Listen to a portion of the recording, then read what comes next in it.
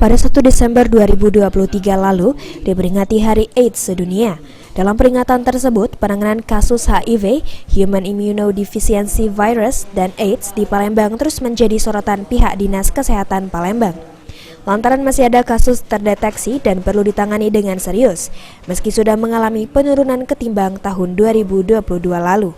Diungkapkan Kabid Pencegahan dan Pengendalian Penyakit Dinkes Palembang, Yudi Setiawan, sepanjang tahun 2023 ini, kasus HIV masih terdeteksi di Palembang, di mana pada periode Januari hingga Agustus 2023, terdeteksi sebanyak 223 kasus HIV dan sekitar 60 kasus untuk AIDS.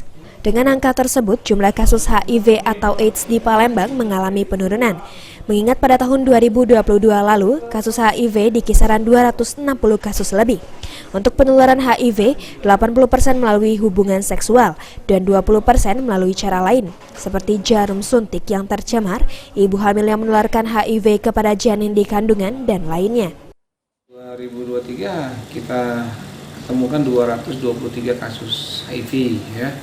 Itu Januari sampai Agustus. Lalu yang AIDS-nya ada sekitar 60-an.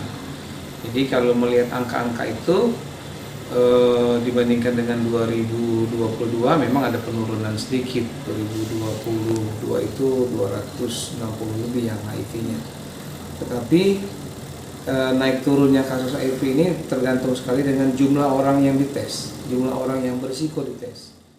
Untuk pencegahan kasus HIV/AIDS di Palembang sendiri, saat ini berbagai langkah dilakukan Dinas Kesehatan Palembang, mulai dari edukasi perilaku yang aman dari penularan HIV/AIDS kepada masyarakat, utamanya dalam berperilaku seksual yang aman.